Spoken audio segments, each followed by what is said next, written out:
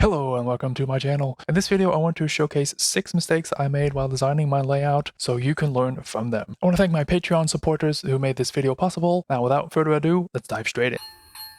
So the first mistake I made is an absolute classic mistake, is to have a terminal that is far too large. And I have everything. I have a water tower, I have this calling facility that is absolutely massive for my layout, and as I'm doing the transition era, I have this fueling track right here as well. And of course we have the turntable, and we have up to 8 spurs here on the side. And to be honest, for a layout this size, I actually only need 1 spur just to park a few locomotives and a very small coaling and watering facility. That said, I understand it if you want to park and showcase all your locomotives here and have them parked here as well. One upside is there are a lot of switching possibilities here for the coaling facility, the fueling, fuel offload of your tank cars right there, and you have a RIP track here on the side that requires some cars and maintenance activities as well.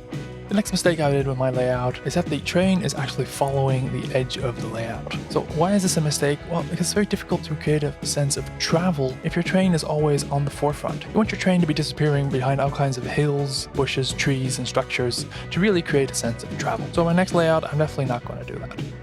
Next item is that I do not have any interchange track. But why do I want an interchange track? Well, that gives you the possibility to add rail cars and traffic to your layout that you otherwise might not see. Now all my spurs and sidings have a specific industry assigned to it. So all the switching and operations will all stay confined within this layout. So if you have a transfer track, you can get cars on your layout that don't really have a purpose on your layout other than to go from one transfer track to the staging or to another transfer track. So it basically connects your railroad to the outside world.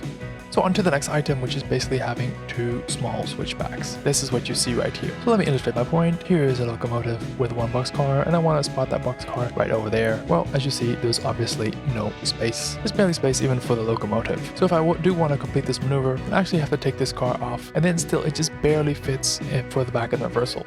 Now I have this on a few locations on my layout, such as here is the siding to reverse into there, and here is the siding to back up into to get to the junkyard right there. As you see, one solution can be to have a small switcher like this ML8 that reduces the length of the locomotive and thus the space that you need to do the switchback into the siding, but it's not ideal unless you plan to have that in the first place.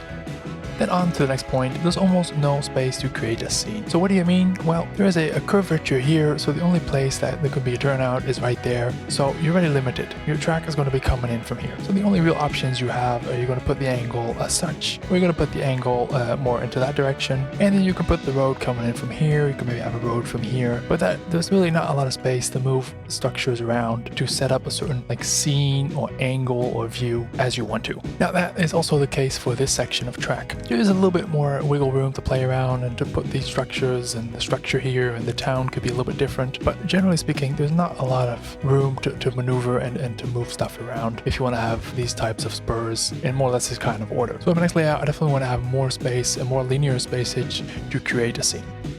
And the last but certainly not least point, we already covered it a little bit, but there's no connection to the outside world. I do not have any staging tracks. I was really aware of this when I designed the layout, and although I really like to enjoy layout as it is, and I'm not really complaining here, but just for my next layout, I do want to have a staging. I do want to have the ability to have through traffic, just to go from the staging and disappear to the next staging. So this was it. I hope it was useful, these 6 mistakes that I made. Do you have any regrets in your current layout design? Please let it know in the comments so we can discuss, and maybe there are some options to fix them as well. Thank you all for watching, as it is you, the viewer, that makes this channel for what it is. Bye bye, till next time, see you later.